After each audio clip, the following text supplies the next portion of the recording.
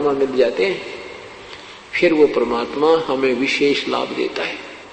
कहते पर्वत पर्वत में फेरा कारण अपने राम, राम जैसे संत मिले जिन सारे सब काम।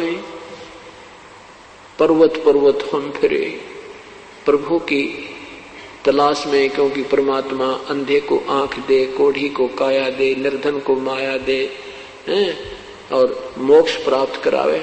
हम इस उद्देश्य को लेकर परमात्मा की तलाश में ना जाने कहां कहां गए, लेकिन उस परमात्मा जैसे गुणों से युक्त संत हमें मिले तो वो सारे काम सर्गे जो प्रभु में से हम उम्मीद रखते हैं। तो इस प्रकार परमात्मा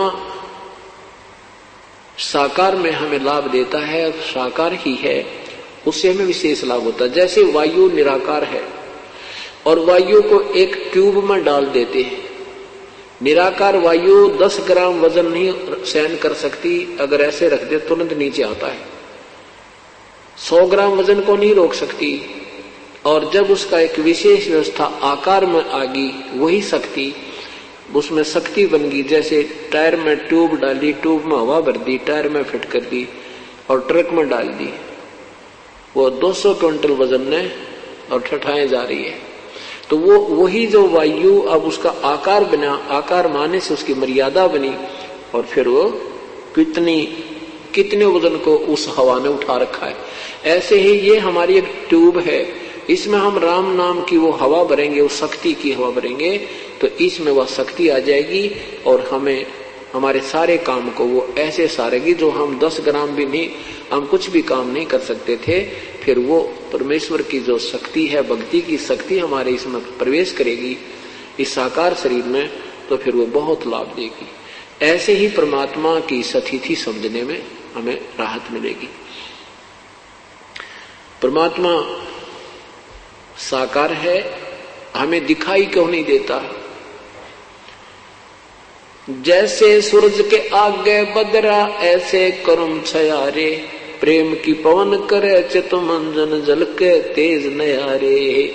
जैसे सूरज के आगे बदरा माने बादल, जैसे सूर्य के सामने बादल आ जाते हैं, सूर्य अदृश्य हो जाता है, अंधेरा छा जाता है, रात्रि जैसा लगता है, लेकिन सूर्य की सतिथि समाप्त नहीं है, क्योंकि बादलों ने उसके प्रकाश और हमारे बीच में एक बाधा डाल दी। तेज हवा चली, वो बादल इधर उधर हो गए और सूर्य का प्रकाश हमारे ऊपर ज्यों का तो विद्यमान सूर्य हमें दृष्टिगोचर हो रहा है। ऐसे हमारे अंतःकरण में और परमात्मा के बीच में और हमारी आत्मा के बीच में हमारे पाप कर्मों की एक मोटी दीवार होगी। तो वह कैसे कटेगी? प्रेम की पवन करे चित मंजन जल के तेज नयारे। प्रेम की पवन, भक्ति करेंगे, साधना करोगे, दान करोगे, आप में विनम्रता आएगी, अंदर से परमात्मा का प्यार उपजेगा। और जब हमारा रोना आया करेगा प्रभु के लिए, इसकी जरा से जिक्र चलते ही आत्मा फूट फूट कर रोया करेगी, तो वो हमारे पाप निकल रहे हैं, वो प्रेम की पवन चल पड़ी, और एक दिन वो हमारे पाप का बादल हट जाएंगे, तो परमात्मा हमें साक्षात दिखाई देने लग जाएंगे। प्रेम की पवन करे चित मंजन, वो झलके तेज नयारे, उस परमात्मा का न्यारा ही नूर दिखाई देगा, प्रभु का शरीर दिखाई देगा, हमें उसका आभास होने लगेगा। तो उससे योग्य होने के लिए क्रियाएं कौन कौन सी हैं, ये आपको बताई जा रही हैं। जैसे रोगी को डॉक्टर कई प्रकार की गोलियां देता है, कोई पीने की दवाई है, कोई कैप्सूल है, कोई इंजेक्शन लगाता है, तो हमने वो सारे ही ट्रीटमेंट विधिवत करना होता है, जिससे हम शीघ्र आरोग्य हो जाते हैं। ठीक इसी प्रकार हम जन्म मृत्यु के रोग से पीड़ित हैं, और इसमें हमें काफी मेडिसिन की आवश्यकता पड़ती है, अर्थात प्रभु की भक्ति कई प्रकार से करनी होती है। जैसे सुबह का नित्यनेम मंत्र जाप, प्रथम मंत्र जाप, द्वितीय मंत्र जाप, दोपहर के बाद रमैणी, शाम की संध्या आरती, सत्संग में सेवा, दान करना, सिमरण सतनाम का सिमरण, फिर सारनाम मिलेगा। ये सारी की सारी क्रियाएं करके हम स्वस्थ होंगे, अर्थात परमात्मा प्राप्त करने योग्य होंगे। जन्म मृत्यु के रोग से हम मुक्त हो जाएंगे।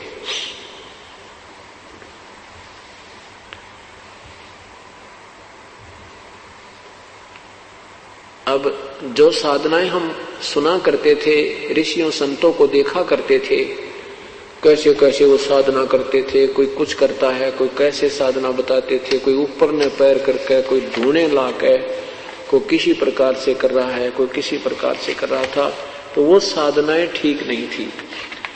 वो साधनाएं मनमुखी थी जो हमारे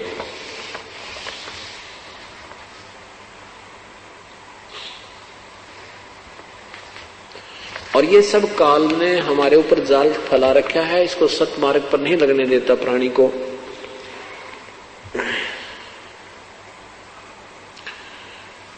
इस वास्तविक विधि न प्राप्त होने से संतों और पंथों की कैसी दुर्गतियां रही। आदनी गरीबदास साहिब की अमरवाणी तर्क माया का ग्रंथ तर्कवेदी आपको सुनाते हैं। पांडे वेद पढ़े क्या होई, गट अंदर की खबर न जाने, दौरा लूटे तो ही। एक गुदरी एक धागा, पांच तरंग भी ना बागा, हाड चाम का सकल पसारा, सब गट एक बोलन हारा। ब्रह्म वेद भूलो मत को, सब गट एक गुद्दा लोहू। भगद्वारे सब आवे जाही, ऊंच नीच कहां भिन्न बताही। आपको माया का ग्रंथ सुनाते हैं। ब्रह्म जोगनी जालम दूती, सुर नर मुनि जन खाए बेगूती। दोनों दीन चले दे धाई, सठ दर्शन को ठोर न पाई। ये सठ दर्शनी साधु कहते हैं इनको, इनका कितना ठिकाना को ना। इस माया क्या चीज है कि गंगा में माया पानी बन गई स्नान करने। जैसे आपने सुबह सुना था कि एक महाकुंभ पर्व के ऊपर स्नान करने में के लिए दो गुटों में, संतों के दो ग्रुपों में झगड़ा हो गया, वहां आपस में कट मरे। तो वहां माया ने उस गंगा के पानी का रूप धारण कर लिया। वहां वो गंगा का पानी माया बन गई, अर्थात वो जाल बन गया, उनके विनाश का कारण बन गया। प्रथम स्नान करने के ऊपर ही वो विनाश कर बैठे। क्या बताते हैं? तो ऐसे इस माया ने जैसे मान बढ़ाई, ये भी माया है। और सिद्धि जिसमें आ गई वो सिद्धि भी माया है। जैसे दुर्वासा जी में सिद्धि आ गई, वांडी पाक गया और विनाश कर दिया कौरवों को, उनको यादों को श्राप दे दिया, उनका सर्वनाश हो गया। चुनक ऋषि जी ने सिद्धि की, वो माया उसके पास होगी, वो धन हो गया उसका, वो माया होगी। उसने बेहतरक्षोणी सेना का, मानधाता चक्रवर्ती की, राजा की बेहतरक्षोणी सेना का विनाश कर दिया। तो यहाँ क्या बताते हैं कि ये माया इस जीव को सतमार्ग पर नहीं लगने देती। ये मान बढ़ाई आदि गलत साधनाएं जो है, तो इसमें क्या कहते, दोनों दीन चले दे धाई, सट दर्शन को ठोर न पाई। पंडित पकड़ चौप टैली ने, काजी के सिर बोझे दीने। कुतुब गोश और सब गलत गुजारी, मारे मुल्ला बंग पुकारी। पीर पैगंबर राह चलाए, गुर्जो मार त्रिगुंडे काए। क्या बता रहे हैं कि ये जितने भी साधक हैं, जैसे पंडित जी अपनी क्रियाएं करते रहे, श्राद्ध निकलवाते रहे, तुम्हारे हवन होम कर देंगे, फलान कर देंगे, ये साधना शास्त्र अनुकूल नहीं थी। तो वो स्वयं भी विनाश को प्राप्त हुए, यजमान अपने अनुयायियों को भी नरक ले गए।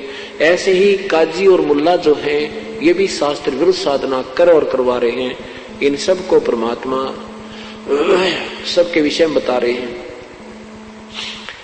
जालम जोगनी ऐसा कीन्या, मोहम्मद का सब मजहब छीन्या। नेम नमाज करें थे रोजा, जिनके कहीं न पाए खोजा। जैसे नेम नमाज, नेम होते नित्य नेम जो करे हैं, जैसे गीता जी का नित्य पाठ करना, उधर से 5 बार नमाज करने वाले कहते हैं ये कहीं स्वर्ग पुर्ग में नहीं पहुंचते, इनकी किताब खोज भी ना पाती, ये अपने मन में अपने आप प्रसन्न है, लेकिन ये शास्त्र विरुद्ध साधना होने से ठीक नहीं है। नेम नमाज करें थे रोजा, जिनके कहीं न पाए खोजा, मारे वृक्त ब्रह्म आचारी, धाम पुजाए सिर देखारी। ये धाम पूजनीय भी कहते, इनके ऊपर भी भार है, ये मुक्त नहीं होते। जिन सिर जटा बहुत थी लंबी, मारे नागा मुनियर बम्बी, चुंडत मुंडित सबे सिंघारे, जो धूमी 5 लगावत हारे। क्या बताते हैं कि जिनके सिर पर लंबी लंबी बाल थे, ये ऋषि महर्षि दिखे बड़े बड़े हैं, और जिन्होंने या घोटम घोट करा रखा, कभी बाल कटवा के बिल्कुल कोरा कचकोल कर, कहते इस तरीके इससे भगवान नहीं मिलता। वो विधि वास्तविक साधना है तो सबका आध्यात्मिक लाभ प्राप्त हो रहा आपको, नहीं तो इन बनावटी ऊपर के जो दिखावटी बातों में इससे कोई लाभ नहीं। क्या बताते हैं, जिन सिर जटा बहुत थी लंबी, मारे नागा मुनियर बम्बी। नागा जो निवस्त्र रहते हैं, और ये मुनिवर, ये सारे के सारे खत्म कर दिए इस काल ने। चुंडित मुंडित सभ्य सिंघारे, जो धूमी 5 लगावत हारे। जो 5 धूणे हारे लाया करते ना चारों तरफ बैठ कर, और बीच में बैठ कर जेठ में 40 दिन तपे, कहते ये सब विनाश का कारण है, ये भक्ति नहीं है, इनका ड्रामाबाजी है, ये काल ने उलझा रखे। उर्दमुखी मारे बहुमोनी, भवसागर आए फिर जूनी, मारे बनखंडी निर्वाणी, सिरधर शीस दुहाए पानी। जो ऊपर ने उर्दमुखी अर्धमुखी नीचे को पैर सिर करके ऊपर ने पैर रखा करते, ऐसी साधना की, कहती है सब।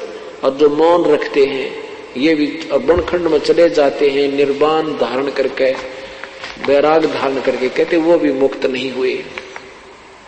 ज्ञानी गुणी मुनि बहु मोहे, 2 पाटों बिच मीही जोहे, मारे विरक्त ब्रह्म ज्ञानी, बहुर पड़े हैं चारों खानी। उदासी मारे निर्मोही, पकड़ चौपट धोवट धोई, उन्मुन रहते रखते काया, जिनको धक्के दीने माया। त्रिकाली करते स्नाना, ते नर किन्ने शुक्र समाना। इस काल ने कहते हैं जो 3-3 बार स्नान करा करते और भक्ति करते थे, कहते वो साधना शास्त्र विरुद्ध होने से वो गधे और कुत्ते बने, सुअर बने। त्रिकाली करते स्नाना, ते नर कीने शुक्र समाना, जो नर अंग लगावत छारा, ते आने तिरगुण व्यवहारा। जो शरीर पर राख लपेट कर शरण शरण हो गए तो बड़ा ओलिया है, यो साधु बड़ा महापुरुष है, कहते हैं वो सब 84 लाख योनियों में गए। मारे चारों वेद वकंता, जो नर 18 पुराण अकथनता, जिनके कानों मुद्रा भारी, ते माया ने कीने गरबारी।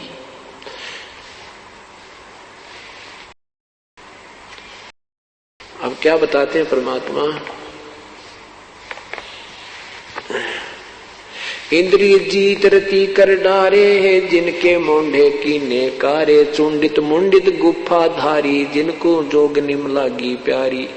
नागा नगन रहे बन माही, सो दो जग की राह चलाही, बन बस्ती के सभी मारे, धर्मराय की नगरी डारे।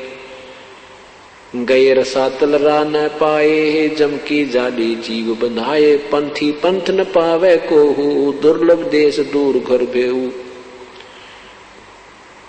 3 लोक जिन चुन चुन 14 लोक पड़े जम जाला, दुर्मति जोगन रूप विशाला। 3 लोक जिन चुन चुन खाए, 14 तपक सबे डहकाए। ब्रह्मांड 21 शोर शराबा, मुगदर मार गुरज बहुराबा। कौम छतीस रीत सब दुनिया, जोगनी छत्रपति बढ़हनिया।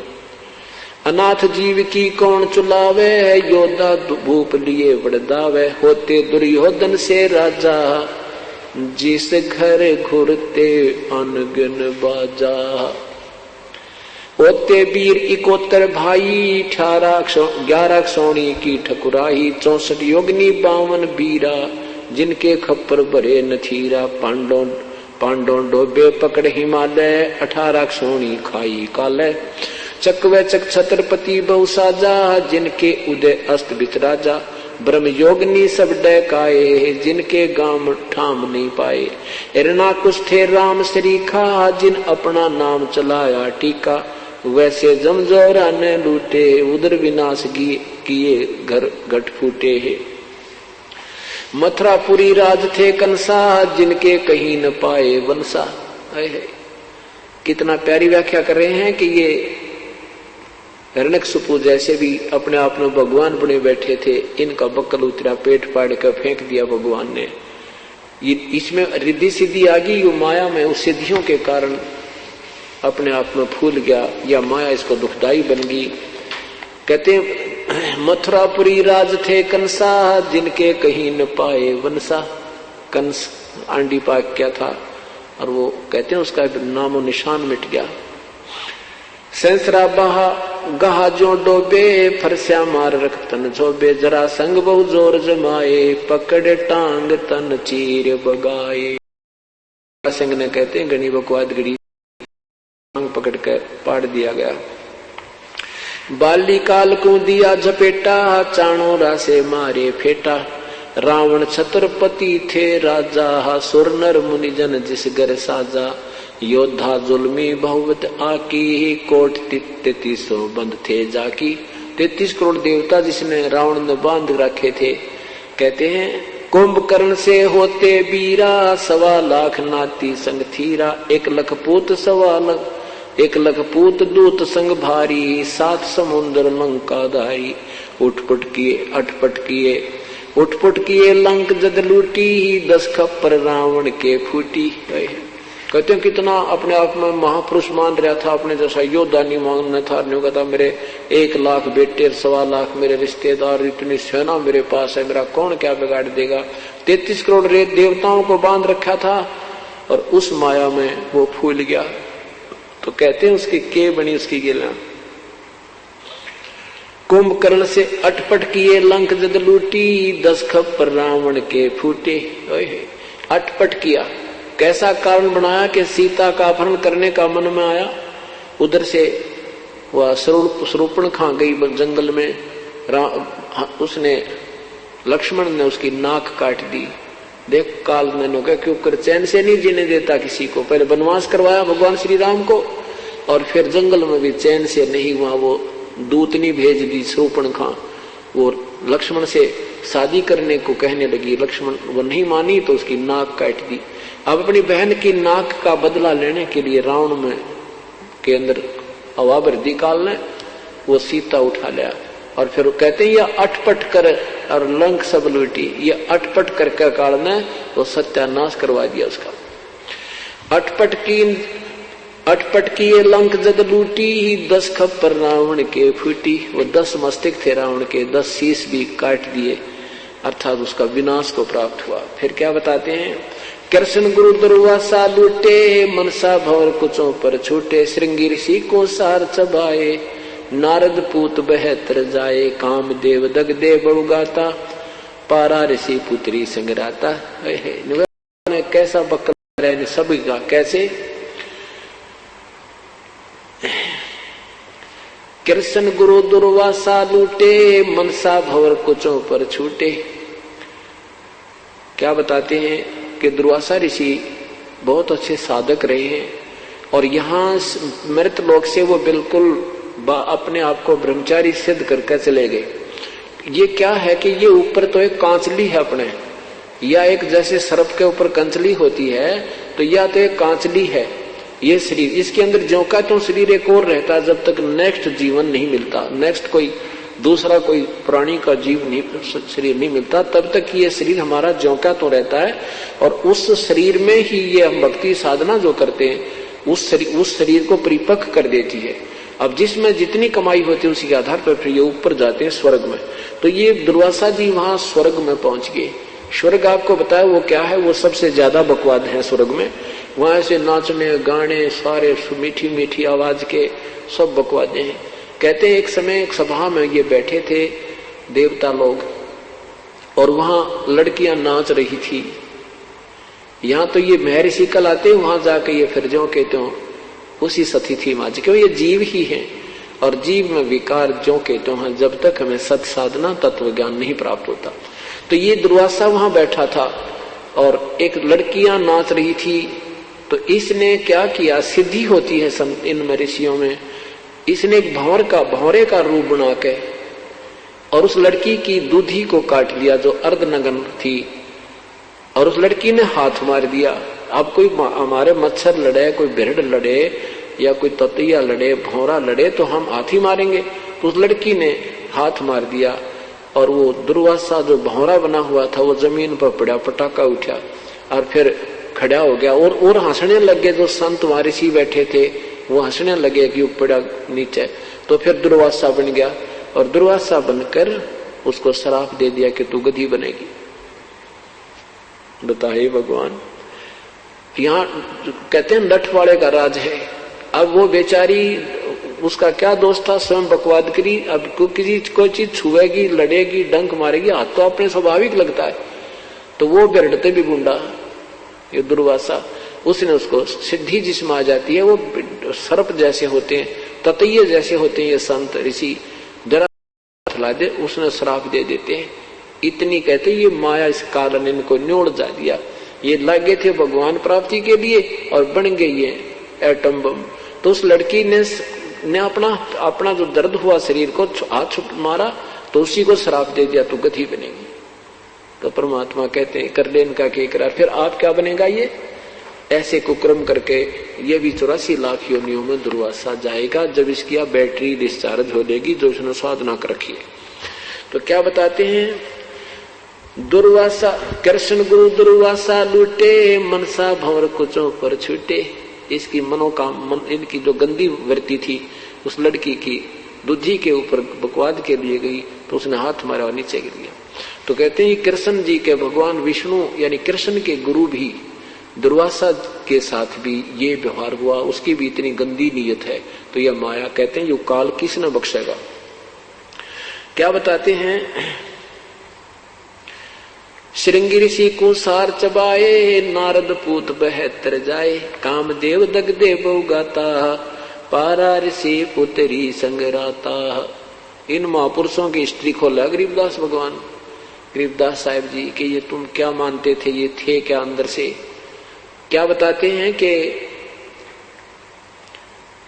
श्रृंगी ऋषि को सार चबाए। एक श्रृंगी ऋषि थे, साधना करने के लिए जंगल में बैठ गए। ये मनमुखी साधकों के लक्षण बताते हैं। शास्त्र विधि को त्याग कर जो मनमानी पूजा करते हैं, बहुत ये क्या करते थे कि अभी भक्ति करेंगे उससे पहले शरीर को साध लेते ताकि कम आहार की आवश्यकता पड़े, कम व्यवहार की आवश्यकता। इस प्रकार काफी एक प्राणायाम आदि करके एक नाभि के पास, नाभि जो अपनी सूंडी इस नाभि है, नाभि के सब नाड़ियां नाभि से संबंधित हैं और इन नाड़ियों के तीन, नाभि की नाड़ियों को एक नाड़ी और है, इसको नागनी बोलते हैं, नागफनी। उस नाड़ी ने इस नाभि की सभी नाड़ियों को ऐसे लपेटा ला रखा है जैसे सर्प लगा दिया करे, और उसने उसके ऐसे ढाई लपेटे हैं और वह शेष वो नागनी वो ऐसे एक आंतड़ी है नाग जैसे फुन वाली, उसकी वो ऐसे रहती है। और जो हमारे शरीर में एक अमृत बनता है वो अमृत को पीती है और श्वास से खड़ी रहती है। तो ये प्रणाम कर करके क्या करते हैं, उस नागनी को ढीला कर देते हैं। प्रणाम कर करके वो नागनी को जो है ना मुरझा जाती है और वो अमृत जो है शरीर में प्रवेश करने लग जाता है। हमारी ये तालू है, तालू के ऊपर एक जैसे किसी जैसे अंडा होता है, अंडे का छिलका होता है और अंडे के छिलके को और बीचों बीच काटते थोड़ा सा रह जाए, वो जैसे एक कटोरा सा होता है, उसकी छोटी सतही समझ लो बिल्कुल 1/2 सेंटीमीटर, इतने सतही का 1 सेंटीमीटर इतनी सतही का हमारे तालू के ऊपर एक ऐसे कटोरे टाइप की एक सतही बनी हुई है और उसके बीच नीचे बिल्कुल उसमें एक सुराख है। उस सुराख के ऊपर एक छोटी सी पत्ती रखी है, आंच सी पड़ी है, जैसे छोटी सी पत्ती होती है बेल की, बिल्कुल वाल टाइप, जैसे वाल टिका होता है। तो इस तालु का अभ्यास करने से, ऐसे जो खेचरी मुद्रा लगाते हैं, तो उससे क्या होता है कि वो जरा सा तालु उसके जो उस अमृत को रोके हुए होता है वो थोड़ा सा खिसक जाता है, वो फिर नीचे आता है, नीचे आकर के फिर ये नाभि पर आता है। और नाभि अगर वो नागनी ना पीवे, वो नागफणी नहीं पीवे, तो ये सारा उसी अमृत से इस शरीर में इतना जो ना सरूर सा हो जाता है कि भूख लगनी बंद हो जाती है और निंद्रा आनी बंद हो जाती है। तो उसके अभ्यास में भी हमें कम से कम 20 वर्ष लग जाते उसको प्रफुल्लित करने में। ये पुराने समय के काम है, ये लगे रहते, थाली बैठे थे ऋषि लोग, लाखों वर्ष की उम्र होती थी, ये बकवादा में लगे रहते। लेकिन वो साधना परमात्मा पाने की फिर भी नहीं है, वो तो साधना शास्त्र विरुद्ध है, और शास्त्र अनुकूल साधना बिल्कुल सिंपल सी है, ये नहीं करनी थी। फिर भी उन ऋषियों को जिन्होंने शास्त्र विरुद्ध साधना की और इस माया ने, काल के जाल ने कुकर भरमा दिए, तो उस श्रृंगी ऋषि ने अभ्यास कर लिया अल्प आहार करने का। पहले आहार अपना साधना की, शरीर को शोधा ऐसे, और फिर इतनी साधना कर ली कि दिन में एक बार एक वृक्ष की छाल के ऐसे जीभ लगाता, उसी से तृप्त हो जाता और वहीं बैठा उसकी तरफ मुख करके अपना वो ध्यान लगा। एक दिन वो श्रृंगी ऋषि अयोध्या के पास आ गया। अयोध्या के पास जंगल में, बिल्कुल निकटतम जंगल में, नगर के आसपास जो सब ने दिखाई दे, रास्ते के आसपास ही बैठ गया। सारे अयोध्या नगरी में एक चर्चा का विषय होगा कि ऐसा साधु आया है, 1 महीना हो गया है, बिल्कुल आहार नहीं करता, एक बार वृक्ष के छाल के ऐसे जीभ से चाटता है, सारा दिन ऐसे बैठा रहता है। बहुत चर्चा का विषय हुआ, लोग देखने गए, जवान अवस्था थी, सुंदर शरीर ज्यों का त्यों, और आहार कुछ नहीं कर रहा, तो बहुत ज्यादा प्रभावित लोग हो गए। राजा दशरथ की बेटी शांता, जो श्री रामचंद्र से बड़ी थी, रामचंद्र हर तो फिर बाद में हुए हैं, बहुत बाद में, वो शांता जो है जवान थी, उसके बाद कोई पुत्र नहीं था, कौशल्या की पुत्री थी वो। उसके बाद राजा को कोई संतान नहीं थी, तो इकलौती पुत्री थी। इकलौता बच्चा ज्यादा ही लाडला होता है, तो वो लड़की अन्य सहेलियों के साथ उस ऋषि को देखने गई। शांता उस ऋषि को देख करके उस पर आसक्त होगी। उसने किसी संत से, ऋषि से, अन्य ऋषि से पूछा कि ये संत कैसे आंखें खोले, कैसे ये संसार व्यवहार में यानी देखे, हमारी तरफ संसार को देखे। तो उस ऋषि ने बताया कि जहां वो जीवा लगाता है वहां पर थोड़ा सा शहद लगा देना। अब राजा की लड़की ने कौन टोके, राजा की लड़की ने जाकर के जहां वो जीभा लगाता था दिन में एक बार, उसके वहां थोड़ा सा शहद लगा दिया वृक्ष के। अब पहले ऋषि एक बार जीभा लगाता था, उस दिन 3 बार लगाई उसने, आनंद से आया, वो शहद अंदर गया। अगले दिन फिर लगा दी, तीसरे दिन ऋषि ने आंखें खोल ली और शांता खीर बनाकर लेके पी थी। कहने का भाव ये है कि ऋषि फिर आहार करने लग गया। फिर ऋषि, अब शांता उस ऋषि के साथ चली गई। कहने का भाव उन्होंने अपना शादी कर ली और राजा दशरथ की इच्छा के विरुद्ध कर ली। तो राजा दशरथ ने किसी अन्य राजा से कहा कि हम क्षत्रिय हैं, ये ब्राह्मण है और हमारी इसमें इंसल्ट होती है, आप इसको गोद ले लो, लड़की को आप शादी कर देना। कहने का भाव ये है कि परमात्मा क्या बताते हैं, श्रृंगी ऋषि को सार चबाए, नारद पूत बहतर जाए। अब परमात्मा कहते हैं जब तक आप पूर्ण संत, पूर्ण परमात्मा की शरण में आकर विधिवत साधना नहीं करोगे, यू काल न्यो नचाए जागा तुमने। क्या बताते हैं, एक बार नारद जी जंगल में साधना करने चले गए। 12 वर्ष तक बैठकर खूब तप किया। मन में मान लिया कि हमने सब इंद्रियों पर काबू कर लिया।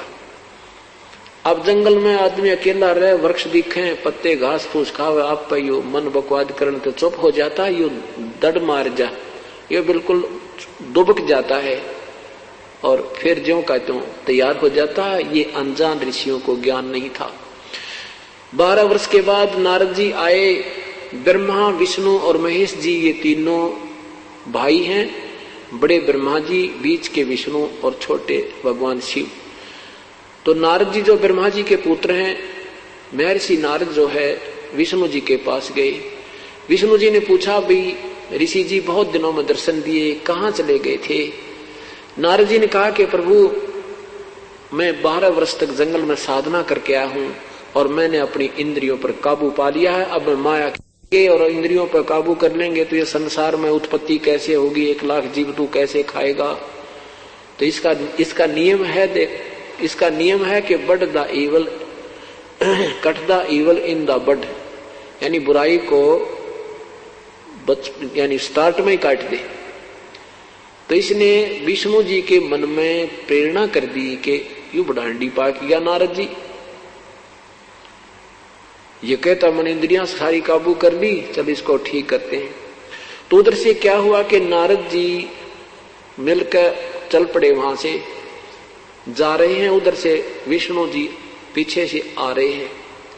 नारद जी ने पूछा, कहां जा रहे हो प्रभु? हाँ, कहां जा रहे हो प्रभु?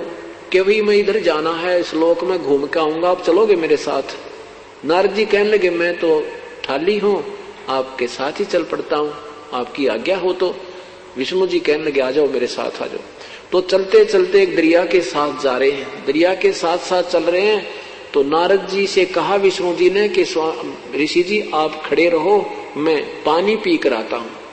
विष्णु जी ने कहा, नारद जी ने कहा, नहीं महाराज, मैं आपके लिए पानी यहीं लाता हूं, आप यहां रुको और मैं आपका सेवक हूं।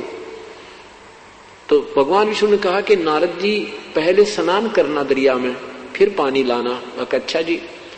अब नारद जी ने जो ही स्नान करने के लिए डुबकी लगाई दरिया में, तो उसके एक सुंदर लड़की बन गया, एक सुंदर लड़की रूप बन गया नारद जी का। उधर से उसी नगरी का एक राजा टहलने के लिए आया, वह सुंदर लड़की देखी। राजा ने पूछा, कन्या तू कौन है, कहां से आई है, क्या तेरा नाम है, कौन तेरा गांव है? लड़की ने कहा कि मुझे नहीं मालूम मैं कौन हूं, कहां से आई हूं, मेरी बुद्धि काम करना बंद कर चुकी है। राजा ने उस लड़की को अपने साथ लिया, घर ले आया, पटरानी बना दी। कहते हैं 72 संतान हुई उसके, और फूली नहीं समावे, पोते और पोती हो गए, ठाठ हो गए, और फिर फूली नहीं समावे, और खूब मेरे तो बढ़िया कोई नहीं, मेरी इतनी संतान है। फिर क्या होता, उस राजा का किसी दूसरे राजा से युद्ध हो जाता है और उस राजा ने पूरे के पूरे परिवार का विनाश कर दिया। उसके पुत्र भी मारे गए, युद्ध में गए थे, राजा भी मर गया, कोई शेष नहीं बचा। वो बुढ़िया हो रही थी, वो नारद से बनी औरत। तो उसने सोचा, रो रो कर बुरा हाल कर दिया, सारे बाल पाड़ दिए, नो रो रो कर टक्कर मारे। उसने सोचा अब तू आत्महत्या कर ले और तेरे पास शेष नहीं रहा कोई चीज। तो वो बुढ़िया जो नारद बनी थी, नारद बुढ़िया बनी थी, जाके उस दरिया में सुसाइड करना चाहा, आत्महत्या करने के लिए छलांग लगाई, तो ऊपर एकदम नारायण और नारद बना दिया, नारायण नारायण करता हुआ बाहर आया। उधर से भगवान खड़े खड़े मुस्कुरा रहे हैं। विष्णु जी कहते हैं, अरे नारद बहुत देर लगा दी, मैं तो बहुत प्यास लगी है, जरा पानी ला, शीघ्र ला। और नारद के सबकी बंदरी, जैसे सपने में कोई ऐसी दुर्घटना महसूस हो जावे और ऐसा रोया कर आदमी और जाग जाना, सपन टूट जा तो भी उसको ऐसे महसूस होता जैसे अभी वो तेरे साथ कोई बुरी घटना घट रही है। अब नारद जी के पसीने आ रहे, ये भगवान, वो मैं तो ऐसा बुरा हाल हो रहा था, मेरी तो इतनी संतान थी, वो मर गई सारी। तो फिर जान गया भगवान, हंस रहे खड़े खड़े। तब विष्णु जी ने कहा कि तूने क्या था, मैंने सारी इंद्रियां बेकाबू कर दिया। तब नारद जी बोले, भगवान आप तो कसूरते हो। तो कहने का भाव यह कहते हैं कि श्रृंगी ऋषि को सार चबाए, नारद पूत बहतर जाए, कामदेव दगदे बहु गाता, पारा ऋषि पुत्री संगराता। एक पाराशर नाम के ऋषि, शादी होगी, शादी हुई, शादी होते ही अपनी पत्नी को छुआ तक नहीं और कहा मैं तो जंगल में तप करूंगा। अब उसकी पत्नी कहती है कि आप अच्छे महापुरुष हो, आज शादी हुई है, अब तुम घर छोड़ के जा रहा है, या तो शादी ना करवाता या बाद में करवा लेता। तो कहता है कि पहले मैं तप करके आऊंगा, साधना करूंगा, अच्छी संतान उत्पन्न होगी, ये करके बहाना चल पड़ा। तो फिर कहा कि मैं जब कुछ साधना कर लूंगा तेरे पास बीज शक्ति भेज दूंगा, तुझे गर्व रहेगा। अब पारा ऋषि ने 10 वर्ष 11 वर्ष साधना की, एक कव्य को अपनी बीज शक्ति दे दी कि तू ले जाकर मेरी पत्नी को देना, एक सिद्धि होती है। वो कौवा उसको एक पत्ते में लिए हुए आ रहा था और एक दरिया के ऊपर से जा रहा था, कौवे के मुख से वो पत्ता छूट गया और वो शक्ति जो है एक मछली ने खा ली। उस मछली के अंदर एक लड़की बन गई। वो लड़की को एक धीमर ने, मछियारे ने, और वो बोटिंग का भी काम करता था, नाविक ने, वो मछली धीरे धीरे काटी। उसको पता होता है उनको कि इसमें कोई वस्तु मिल जाती है, तो उसमें एक लड़की, बिल्कुल लड़की पाई और उसका फिर उसने अपनी पुत्री की तरह उसकी परवरिश की। जब वो लड़की 12-13 वर्ष की होगी, एक वर्ष के बाद उसने 2 वर्ष के बाद वो शक्ति भेज दी। तो जब वो लड़की 13-14 वर्ष की होगी, उधर से ऋषि अपनी साधना करके वापस आ रहा है। उस दरिया के किनारे आके खड़ा हो जाता पाराशर ऋषि। उस समय वो लड़की जो है, जो पाराशर ऋषि की ही बेटी समझो, जो उसी के बीज शक्ति से मछली के अंदर उत्पन्न हुई थी, वो लड़की अपने मछियारे पिता की रोटी लेकर आई हुई थी, वो नाविक की, मल्लाह की, और वो मल्लाह रोटी खा रहा था। पाराशर ऋषि आया, उसने कहा कि मल्लाह मुझे पार करो, शीघ्र जाना है। उस मल्लाह को पता था कि इधर जो वन से संत आते हैं, ऋषि आते हैं, ये तोब बनकर आते हैं, ये साधना करके आते हैं, इनमें सिद्धियां होती हैं, और जरा सी इनकी बात की अवहेलना होगी तो ये श्राप दे देते हैं। तो उसने कहा महाराज मैं तो खाना खा रहा हूं, जरा सा आप इंतजार करो। तो उसने कहा कि नहीं, मुझे इतना समय नहीं है। तो उसने कहा बेटी, अपनी पुत्री से कहा कि जा बेटी तू ऋषि को दरिया से पार करा, नौका चला ले जा। अब जब दरिया के बीच में जब जा ली नौका, तो वो ऋषि के मन में खोट आ गया युवा लड़की देख के। अब बदमाशी करनी चाहिए, तो लड़की ने कहा हे प्रभु, चारों तरफ सब दुनिया देख रही है, मेरे पिता देख रहे हैं, क्योंकि वो डर रही थी बेटी कि ये कहीं निकम्मा शराब भी दे दे, इनसे इतना भी डर लगता था। अपनी बचाव करना चाहती है। तो ऋषि ने क्या किया, वो सिद्धि तय जल उठाया और चारों तरफ धुंध कर दी और अपना मुंह काला किया। अब क्या बताते हैं परमात्मा, ताहू के बिंद से उसका नाम फिर मछोदरी रखा हुआ था, और उस मछोदरी फिर उस लड़की से फिर व्यास जी उत्पन्न हुए। उस लड़की को जो पाराशर से गर्भ रहा तो वेद व्यास जी उत्पन्न हुए। तो यहाँ गरीबदास साहिब कहते हैं ताहू के बिंद से वेद व्यास, ताहू के बिंद से मछोदरी। अरे हाँ महबूब कहता दास गरीब रही कहाँ सोदरी।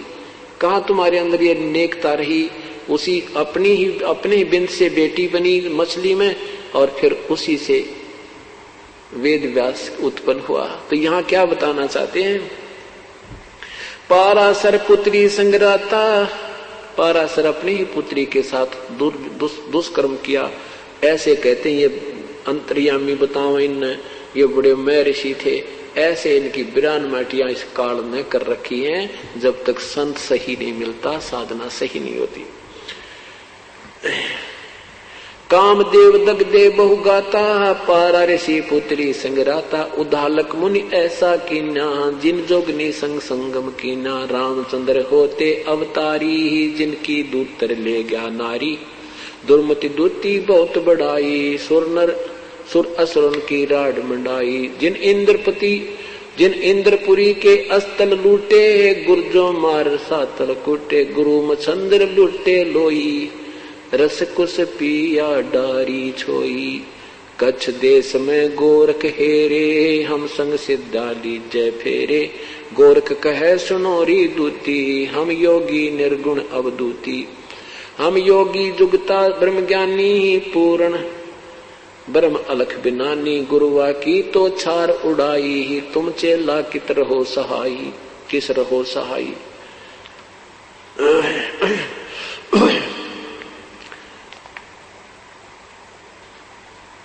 उल्टा बिंद चलाहूं पारा, हम योगी पूर्ण करतारा। यग रची जद पांडो, यग रची जद पांडो, जब यग रची जब पंडो राजा, नौ नाथों नहीं नादू बाजा।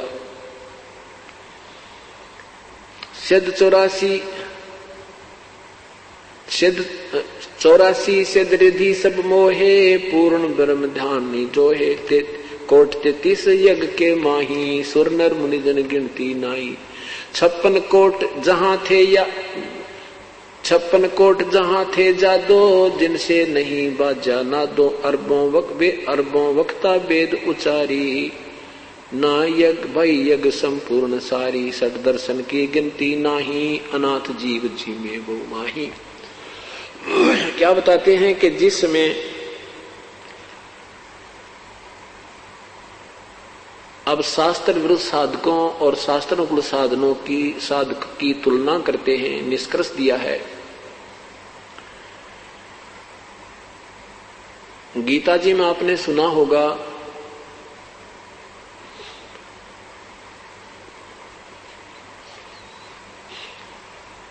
दूसरे अध्याय के 37 और 38 श्लोक में गीता बोलने वाला भगवान कह रहा कि अर्जुन तू युद्ध कर ले, तुझे कोई पाप नहीं लगेगा, तू केवल निमित्त मात्र है। और यदि युद्ध में मारा गया तो स्वर्ग जाएगा, विजयी हुआ तो इंद्रप्रस्थ का तू राज भोगेगा, तेरे दोनों हाथों में लड्डू है।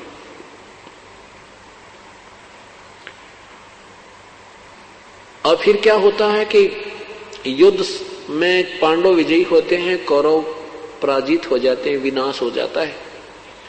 राजगद्दी पर युधिष्ठिर को बैठा दिया जाता है। युधिष्ठिर जी को बुरे बुरे शोपन आने लग जाते हैं। उसके समाधान के लिए भगवान श्री कृष्ण के पास द्वारका जाते हैं पांचों पांडव, क्योंकि श्री कृष्ण जी पांडव और यादव के गुरु जी थे, धार्मिक गुरु थे, ये नाम उपदेश देते थे। तो कोई समस्या आती है तो अपने गुरुदेव के पास ही जाकर समाधान करवाते हैं। तो भगवान श्री कृष्ण ने कहा कि जो तुम्हें सौपन आ रहे हैं युधिष्ठिर जी को, इस कारण से आ रहे हैं कि तुमने महाभारत में जो पाप किए हैं वो तुम्हें दुखदाई हो रहे हैं। उसके लिए एक अश्वमेध यज्ञ करो।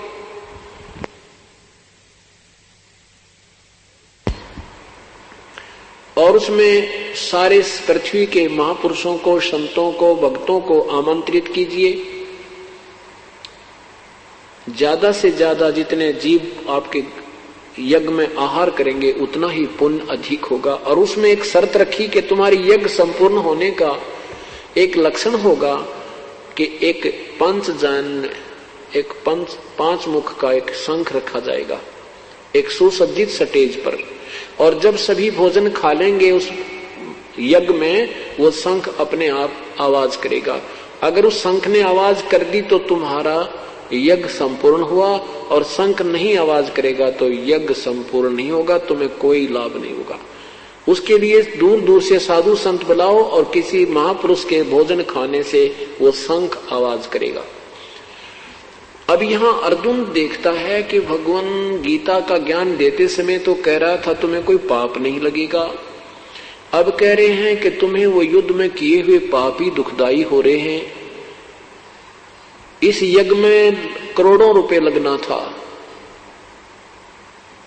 और भाई युधिष्ठिर का दुख निवारण तब होना था।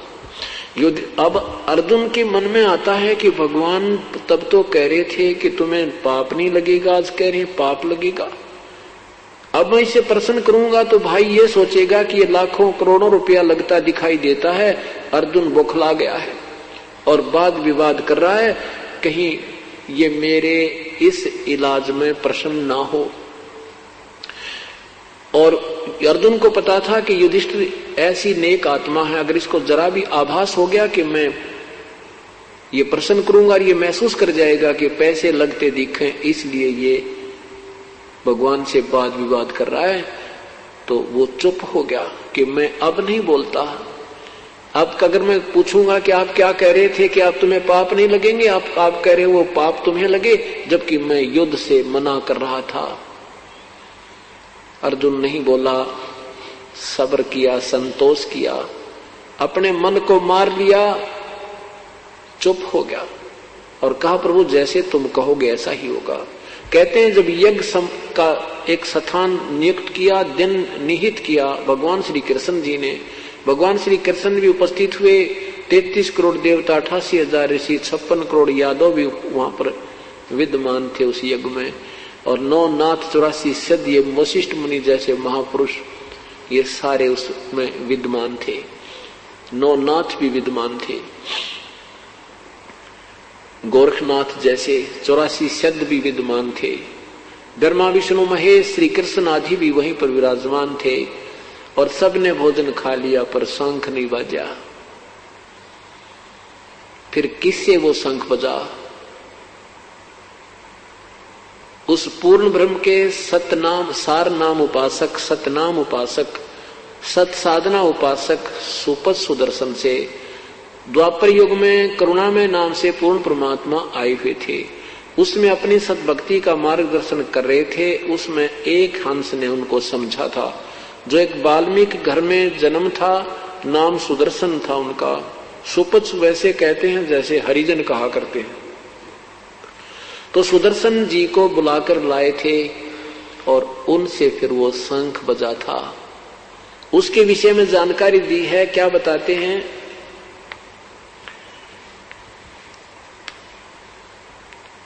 यज्ञ रची जब पांडव राजा, नो नाथों ने नादू बजा। यज्ञ रची, अश्वमेध यज्ञ जब रची उन पांडु राजाओं ने, तो 9 नाथों से भी वो शंख नहीं बाजा, आवाज नहीं की शंख ने।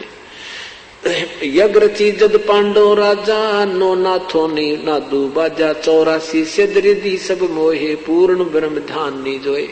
ये 84 सिद्ध भी सिद्धि शादी में लगे रहे, 33 करोड़ देवता भी शास्त्र में साधना करते रहे, उस पूर्ण परमात्मा की साधना नहीं कर पाए। तत्वदर्शी संत नहीं मिला। कोट 33 यज्ञ के माही, सुर नर मुनि जन गिनती नाही। 33 करोड़ देवता भी यज्ञ मारे थे, जिन देवताओं की हम पूजा करके प्रसन्न रहते हैं। कहते हैं वो 33 करोड़ योद्धा देवता भी वहां पर उस यज्ञ में उपस्थित थे, परंतु शंख नहीं बजा उनसे। 56 कोट जहां 33 कोट यज्ञ के माही, सुर नर मुनि जन गिनती नाही। 56 कोट जहां थे यादव, जिनसे नाही बाजे नादो। भगवान कृष्ण समेत सभी यादव वहां उपस्थित थे, सबने भोजन कर लिया था, उनसे भी शंख नहीं बजा। अरबों वक्ता वेद उचारी, ना भई जग संपूर्ण सारी। ना मेरा कितने ये वेद के ज्ञान अपने अपने वेद वक्ता कंठस्थ याद करे फिरे थे, उनसे भी बात नहीं बनी। 60 दर्शन की गिनती नाही, अनाथ जीव जी में बहु माही। सुर नर मुनि जन तपया सन्यासी ही, दंडी वृक्त बहुत उदासी। काम धेनु कल्प वृक्ष ही लाए, 3 लोक के सुर नर आए। 5 पांडव कृष्ण श्री राह, जिनसे यज्ञ भई नहीं थी राह। 5 पांडव भी और कृष्ण भी वहीं पर बैठे थे, उनसे भी यज्ञ नहीं संपूर्ण हुई, उनसे भी शंख नहीं बाजा। तो क्या बताते हैं? एक वाल्मीकि नीचे कुल साधु, जिन शंख पचायन पूरे नादू। कितनी प्यारी बात कह दी, निष्कर्ष दे दिया इस पूरे ग्रंथ का, पूरे इस अंग का। एक वाल्मीकि नीचे कुल साधु, जिन शंख पचायन पूरे नादू। उस सुपथ सुदर्शन नाम के एक छोटी, जिसको तुम छोटा कुल कहते हो, नीचा कुल कहते हो, लेकिन परमात्मा की दृष्टि में ऊंच नीच नहीं है। अब जो ब्राह्मण लोग 88,000 ऋषि वहां विद्यमान थे, और वहां कहते हैं उस वाल्मीक भंगी के घर में जन्म जिसका था, वो सुदर्शन ने वो सत साधना कर रखी थी, उससे वो शंख बजा। एक वाल्मीक नीचे कुल साधु, वो वाल्मीक नहीं जिसने रामायण लिखी थी, नहीं, उसके बाद तो वाल्मीकि एक जाति परंपरा बन गई थी। उस वंश में ये वाल्मीकि सुदर्शन नाम के एक पुण्यात्मा जन्मी थी, जो परमात्मा की सत भक्ति करके और उच्च यानी अमर हुए थे। वही एक वाल्मीकि नीचे कुल साधु, जिन शंख पचायन पूरे नादू, ये और गिणो माया के पूता, ब्रह्म योगनी सब ही दूता। कहते हैं और गिणो माया के पूता, ये जितने भी हैं, ये और जितने भी माया के पूता यानी सिद्धि पिद्धि प्राप्त करके प्रभु बने बैठे थे, ये बाकी तो माया के पुत्र हैं और पूर्ण इनके पास वास्तविक साधना नहीं थी। कौन कौन में 33 करोड़ देवता ब्रह्मा विष्णु महेश श्री कृष्ण समेत को रिजेक्ट कर दिया गया, इस एक ही एग्जाम्पल था। ठीक है पुण्यात्माओं, हमें भक्ति का ज्ञान नहीं, हमें कोई 83 जादूगरी दिखा दे, हम उससे प्रभावित हो जाते हैं, उसको परम संत परम ऋषि मान बैठते हैं। और जब हमें ये इसलिए ज्ञान आपको कराया जाता है, ये एक पढ़ाई जाती है, आप पूर्ण रूप से ऐसे प्रिपेयर हो जाओगे, आपको कोई डगमग नहीं कर सकता। फिर ये भक्ति चलेगी आपकी, नहीं तो भक्ति चल नहीं सकती। कोई चार बात बनाने वाला, मीठी मीठी गल्ला करने वाला आपको मिल गया, आप उसी से प्रभावित हो जाओगे। फिर आप इतना निर्णायक हो जाओगे, आप